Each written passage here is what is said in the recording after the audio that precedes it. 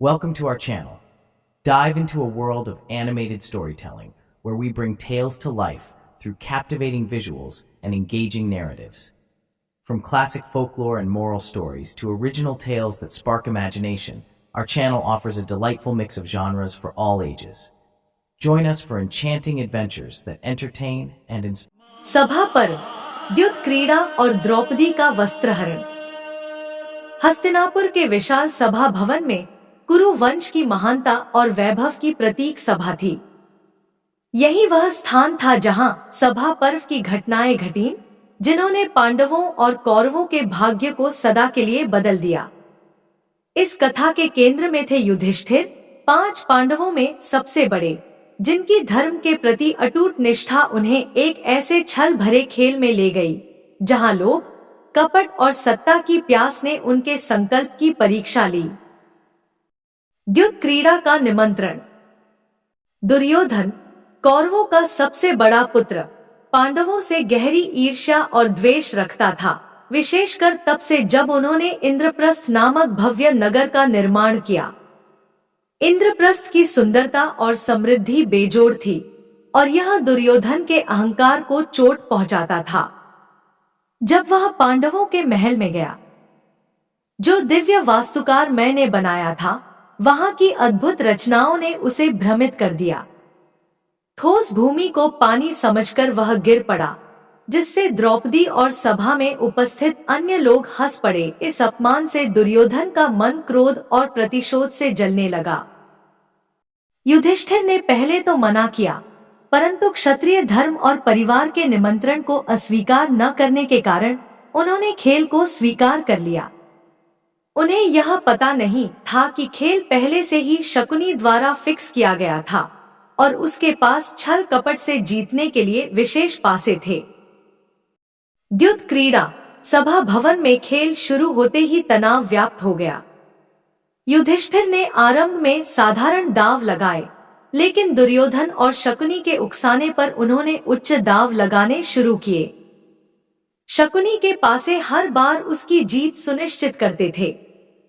युधिष्ठिर, भले ही वह सावधान थे, लेकिन खेल के चंगुल में फंसते चले गए। धीरे धीरे उन्होंने अपना राज्य, धन और प्रजा सब कुछ हार दिया। उनके भाई भीम, अर्जुन, नकुल और सहदेव चुपचाप बैठे दुखी मन से देखते रहे कि कैसे युधिष्ठिर सब कुछ हारते जा रहे हैं। अंततः उन्होंने अपने और अपने भाइयों की स्वतंत्रता भी दांव पर लगा दी और वह भी हार गए। कौरवों को इससे भी संतोष नहीं हुआ। वे युधिष्ठिर को और अपमानित करना चाहते थे। शकुनी ने मुस्कुराते हुए सुझाव दिया कि युधिष्ठिर अब द्रौपदी को दांव पर लगाए। युधिष्ठिर ने इस पर संकोच किया, परंतु खेल और अपने अहंकार के बंधन में बंधे होने के कारण उन्होंने द्रौपदी को भी दांव पर लगा दिया। पासे फिर से शकुनी के पक्ष में गिरे और युधिष्ठिर ने द्रौपदी को भी हार दिया। सभा में सन्नाटा छा गया। यहाँ तक कि हस्तिनापुर के कुछ कठोर हृदय दरबारियों और योद्धाओं को भी इस पराजय से धक्का लगा। परंतु दुर्योधन, जिसकी आंखों में विजय की चमक थी, ने तुरंत अपने भाई दुशासन को द्रौपदी को लाने का आदेश दिया। द्रौपदी का वस्त्रहरण। अपने कक्ष में द्रौपदी को इस विपत्ति की जानकारी नहीं थी। जब दुशासन ने आकर उन्हें सभा में चलने का आदेश दिया, तो वह चौंक उठी। यह क्या है? क्या मेरे पति ने मुझे जुए में दांव पर लगा दिया है?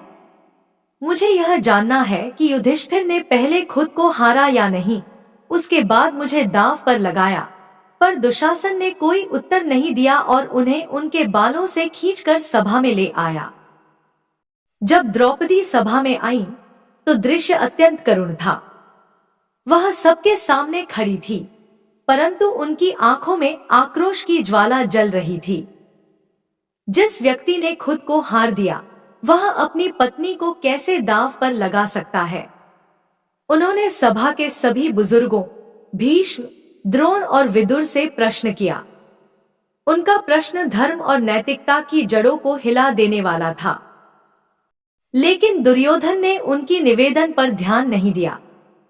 उसने दुशासन को आदेश दिया कि वह द्रौपदी को सभा में निर्वस्त्र कर दे। उसका उद्देश्य पांडवों को शर्मिंदा करना और उन्हें पराजित महसूस कराना था। दुशासन ने द्रौपदी के वस्त्र को पकड़कर खींचना शुरू किया। इसी क्षण द्रौपदी ने अपनी आंखें बंद कर ली और मन में भगवान श्री कृष्ण का ध्यान करते हुए उनसे प्रार्थना की, हे श्री कृष्ण संरक्षक, मेरी लाज बचाओ। जैसे ही दुशासन ने उनके वस्त्र को खींचना शुरू किया, चमत्कार हुआ। जितना वह खींचता उतना ही वस्त्र बढ़ता गया। वस्त्र की लंबाई बढ़ती रही और दुशासन थककर गिर पड़ा। भगवान की कृपा से द्रौपदी का वस्त्रहरण असंभव हो गया था। द्रौपदी का अपमान भले ही भगवान ने टाल दिया, परंतु उनके अपमान की गूंज सभा में गूंज उठी। भीम ने क्रोध में शपथ ली, मैं दुशासन का सीना चीरकर उसका रक्त पीऊंगा। भीम की गर्जना से सभा कांप उठी और वहां उपस्थित हर व्यक्ति इस अपमान की गंभीरता को समझने लगा। सभा के बुजुर्ग, विशेष रूप से विदुर और भीष्म, इस घटना से अत्यधिक विचलित हो गए, परंतु वे हस्तिनापुर के सिंहासन के प्रति अपनी निष्ठा के कारण मौन रहे।